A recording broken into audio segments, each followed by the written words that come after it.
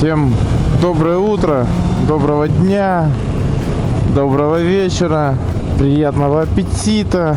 Пошел я, значит, с утра выкладывать видосик про открытие мотосезона, но которое вы уже, конечно же, посмотрели, потому что это видео будет позже. И обнаружил, что нифига себе, где-то попал в рекомендации, и у меня есть аж 9 подписчиков. Серьезно? В общем, с кайфом. Там прям график просмотров аж 200. Такой бам вверх. Ну, короче, было приятно. Поэтому начну день с благодарности всем тем, кто зашел, посмотрел. И с тройной благодарностью всем тем, кто посмотрел, поставил лайкосик, оформил подписочку. Ну а если ты еще и комментарий написал, ну ты вообще боженька, просто боженька. В общем, мне было прям безумно приятно. Короче, 30 лет, а вот какие-то вот такие мелочи радуют, божечки мои. Я аж в честь этого решил новым маршрутом поехать. Ну с ума сойдешь, правда ведь? Так что пока все эти лайки, подписки, колокольчики и прочее стандартная лабуда еще бесплатные, нажимайте, не стесняйтесь. Шо, поехали, заберем аквабокс для камеры, чтобы ездить уже с аквабоксом на случай мало ли чё, чтобы не убить камеру, там, не покоцать, убрать какой-то ненужный износ. Пусть, в общем, страдает аквабокс. А еще я купил мотоботы 46 размера с Москвы, потому что все, что я смотрел у нас в наличии, уже смотрел вообще разные бренды. Ну, если не считать какие-то прям лакшери дорогущие, везде в наличии, ну дай бог, там 44-й, если фартанет 45-й, а 46-й только под заказ. Так что еще пришлось 2 косаря заплатить за доставку. И в итоге что-то, видимо, я ножкой сцепления переключателем цепанулся. Какое яркое солнышко, непривычно, охереть. Цепанулся сцеплением, видимо, оторвал чуть-чуть подошву. Ну, малех. Ой, кстати, у меня же есть где-то здесь вот такая штука. Ну да, кстати, помогает. Только пока не буду пользоваться, мне нужно это оторвать с нее пленочку. Я еще не отрывал, потому что я совсем про нее забыл. Короче, у меня чуть отошла подошва. Именно боковина, они же высокие, типа.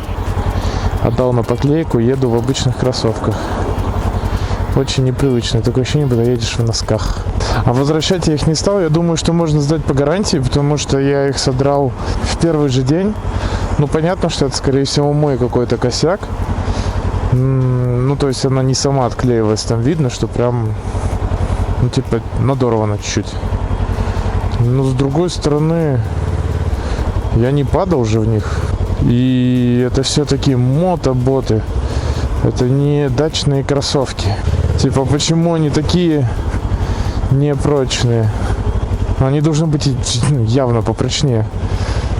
Но возвращать их в Москву, зная, что альтернативы у меня немного, что-то мне не очень захотелось, поэтому я их просто отнес в ремонт. Мне их за 200 рублей заклеят. Каким-то пиздатым клеем, мне сказали. Кажется, что все должно быть нормально. А не с тем размером ноги родился, чтобы выебываться насчет ботинок. Мой выбор обуви складывается из того, что...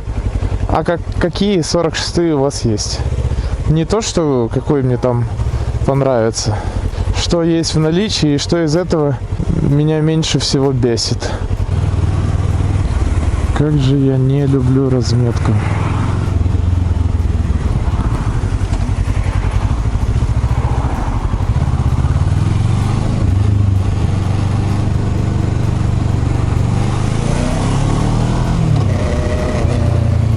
Как же я не люблю разметку, на ней так колбасит. Здорово, здорово. Ой, вот зато я люблю вот таких водителей, которые двигаются Я считаю, это просто потрясающие люди. Просто боженьки.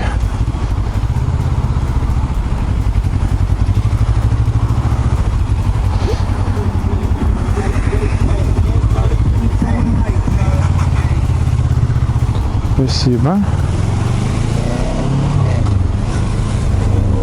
Тоже боженька. А тот меня видел прекрасно, второй слева. Но подумал из расчета, да пошел я нахуй, в общем-то.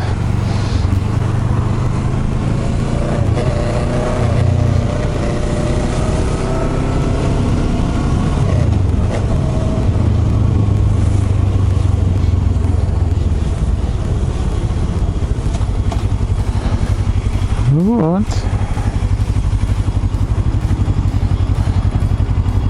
Так что, уважаемые водители, если у вас есть возможность чуть-чуть пододвинуться и пропустить, от этого выиграют все. И мотоциклист не держит вас в пробке, а уедет дальше. И не наебнет вам машину, не дай бог. Или что еще похуже, где-нибудь под кого-нибудь не свалится.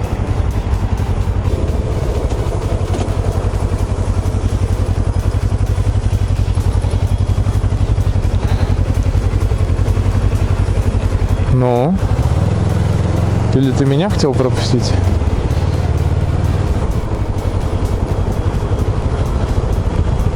Нихера себе.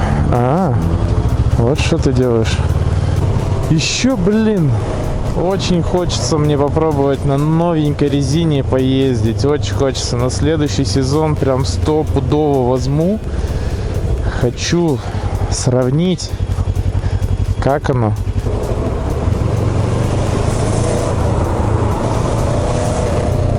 Куда ты лезешь, блядь? Нахуя щемить мотоцикл, я вообще не понимаю. Ну типа, меня бы не было. Ты бы ехал свои 40-50 км в час в потоке и бед бы не знал. Ну типа, почему я вдруг вызвал твое поведение такое, что тебе кровь из носу, надо меня обогнать, обязательно где-то подрезать? Что случилось? В какой момент ты озверел? Где там этот Петя Петушок?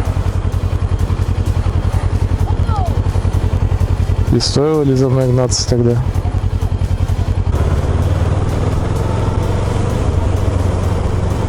ААА 272. Здесь фартануло с номерами. Ну и он и ездит соответствующе. Как солнце жарит в лоб. Надо, кстати, наклейку уже оторвать эту с визора солнечного.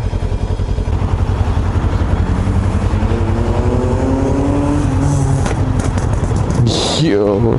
Я всегда так прикалывает, когда шестерка, я не знаю насколько. Ну, наверное, вообще не было слышно, конечно, но с отстрелами, с такими, с хлопками. Блядь, ну серьезно, чувак. Че, надо заправиться, наверное, да? А то достанет этот фуэль, сбрасывает мне часы. А часы еще же как назло. Блять, переборщил. Часы же еще как назло самые последние в этом списке. А датчик горит не постоянно. Он горит в зависимости от наклона бака. Так горит, пока стою и мод наклонен. Или там на какой-нибудь горке. Ошибка. Мотай 7 раз до часов. Ты отмотал, ошибка пропала. На следующей горке опять. Привет. У тебя бензина нет? Отмотай-ка еще 7 раз на часы. Я скоро себе, блядь, тут реально часы повешу. Удобно так-то что? Время видишь, телефон. Блин, меня так душит жаба. Купить подставку для телефона на мод за что-то 6 или 7 тысяч. Вот это вот Гиви. Там какие-то вообще же безумные ценники. Что за цены 6-7 тысяч? Казалось бы, есть всякие там Алиэкспрессы, Озоны, Вайлдберрисы и прочая шляпа, где можно взять за 500, за 600 рублей. Но, сука, страшновато чуть-чуть, потому что ты смотришь отзывы, у кого-то он в руках рассыпался, этот держатель. у кого-то на ходу отвалился. То есть у тех, у кого в момент покупки он развалился в руках, это, считай, повезло. Ты его спокойненько сдал, все нормально. А у многих с телефоном он выпал. Причем там много отзывов, где они на велике едут. Это даже не мотоцикл. Думаешь, что уже готов заплатить там 4, 5, 6, лишь бы не разбить телефон, который стоит, очевидно, дороже. Но кажется за эти деньги, что тебе телефон не так уж и сильно нужен. Да оставайся же ты в безопасном карманчике. С какой стороны у меня бак? Эта шутка будет для меня всегда актуальна. Это меня прикололо. У кого же я в ютубчике видел, короче? Пилота смотрел, по-моему. Какие-то старые выпуски, потому что новый пересмотрел, зашел мне, кстати, он очень чисто такой простой, прикольный парень.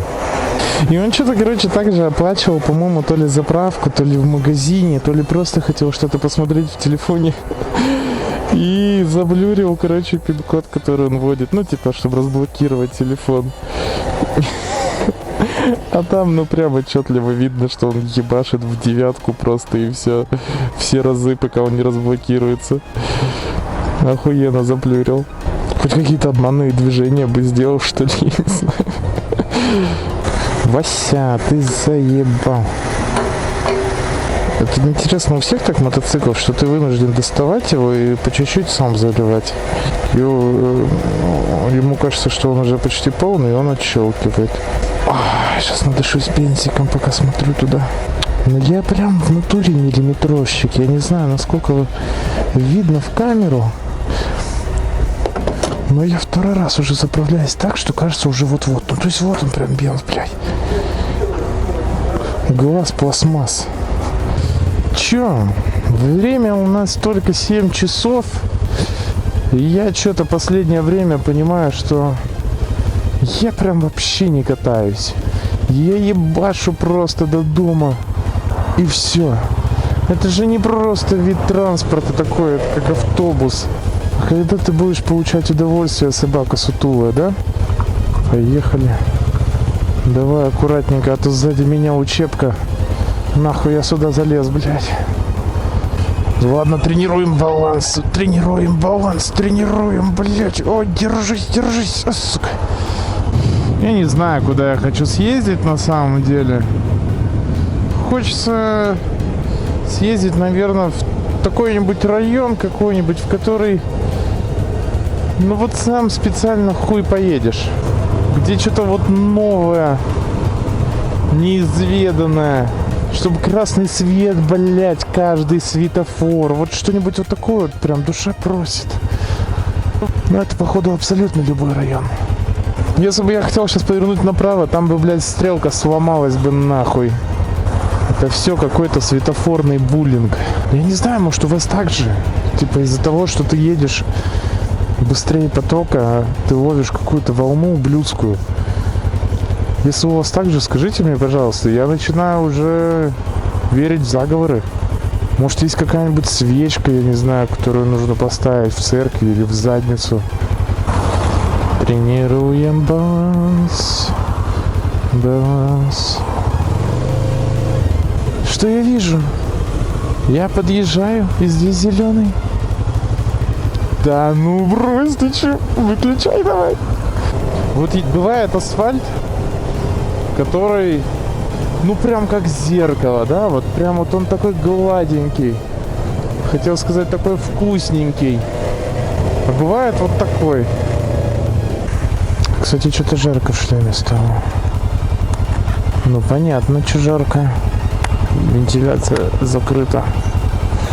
Тут как будто какой-то душнило в шлеме едет. Еще из-за того, что, видимо, погазовал, чувствуется, что это от двигателя жаром пошло немного.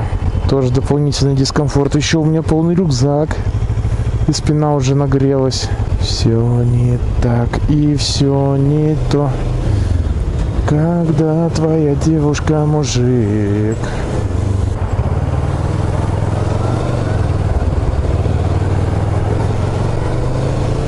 Держи. Ты удостоен чести. Запечатлим же этот исторический момент. Это моя первая аварийка.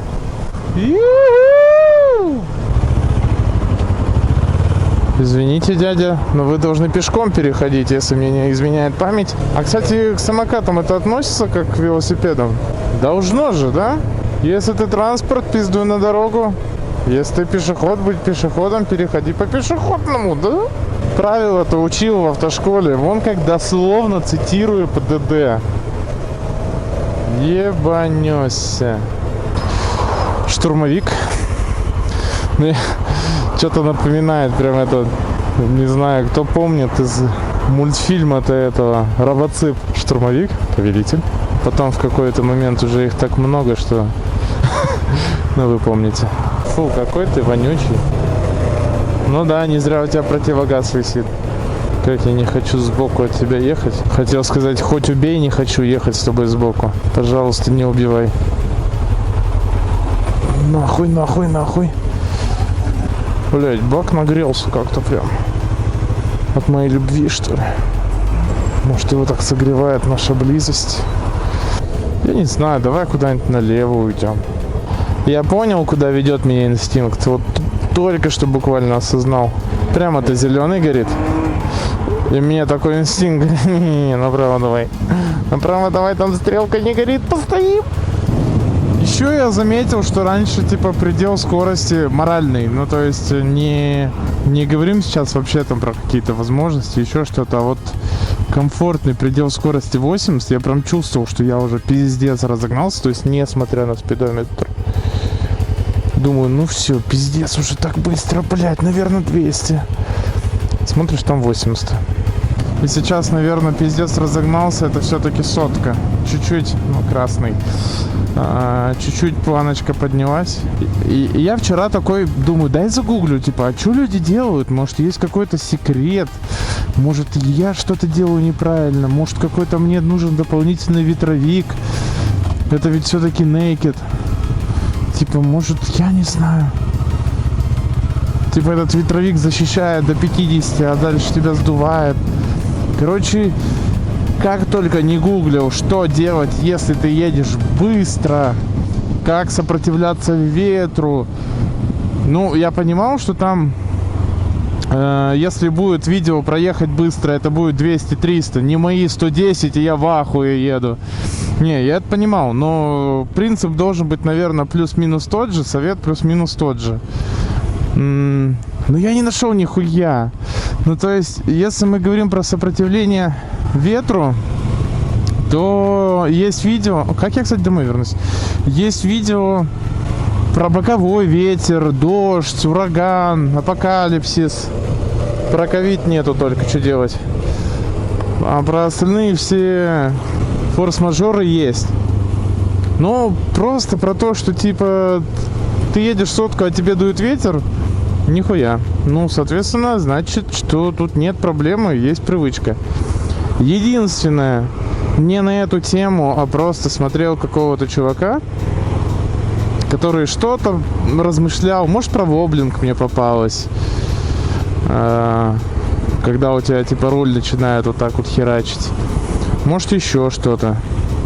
Ну, он затрагивал просто такую тему, что руль не надо сжимать, руки должны быть расслаблены, и все будет в порядке. Чем сильнее ты напрягаешься, тем сильнее все эти отдачи ветра на тебя влияют, потому что мотоцикл сам может исправиться, быть в порядке, но ты ему это не позволяешь, потому что ты зажимаешься, тебя трясет, мотоцикл трясет, и вы вместе не кайфуете. И он показывал видос, где он едет на скорости 200 км в час. По-моему, настоящий мотоциклист зовут. Называется канал. Где он едет на скорости 200 по трассе. Где я? Тут, блядь, город заканчивается. Охуенно, поболтали, пацаны, ладно. Если что, я потерялся. Ну ладно, сейчас найдемся. А, все, я понял, я на джибайке каким-то хуем оказался, ладно. Короче, 200 км в час по трассе, встречный ветер. И он просто отпускает вот так руки практически. То есть он их там держит буквально большими пальцами. При том, что, ну, есть нехеровое сопротивление ветру, есть колебания. Плюс, ну, дорога есть дорога, она тоже как бы не идеально прямая. Он там не по хайвею какому-то херачит, а обычная наша русская дорога. Чувак, ослабь руки. Это помогает. Столько каких-то банальных вещей, а насколько это действительно меняет вообще всю езду. Где-то села камера. Не знаю на каком моменте. Сегодня все равно такая не супер содержательная, наверное, поездка. Больше катаюсь, думаю, рассуждаю.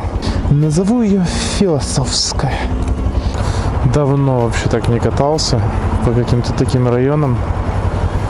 Что-то в последнее время ты либо гуляешь где-то в центре, либо у себя на районе, либо работа-дом. Толком никуда не ездишь.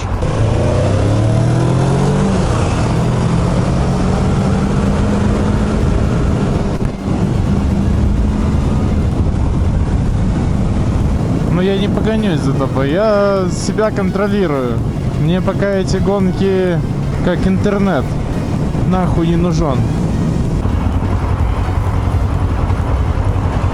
Блин, ну очень интересно проехаться на чё перестало. Прям... Это, наверное, так необычно. Кстати, вот яркий пример. Вот таких улочек с кучей пешеходников много на самом деле по городу. И в каких-то на каждые 10 метров приходится по лежачему, а в каких-то, как здесь, вообще поебать.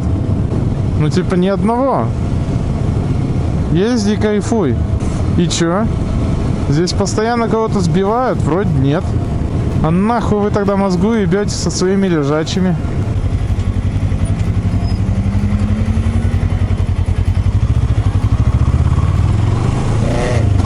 А здесь поставили.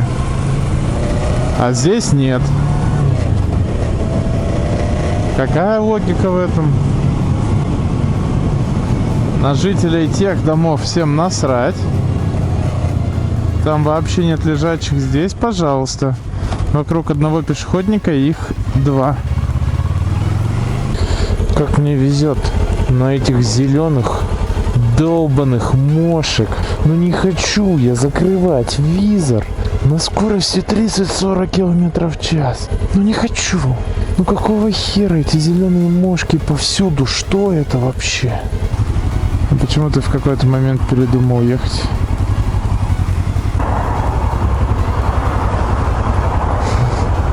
Здравствуйте, дядя. На машине привыкаешь к тому, что поворотник сам вырубается. На мотоцикле... я нажимал. Ты серьезно? Вот тут ты решила... Или решил... Почему-то мне кажется, что там... девушка.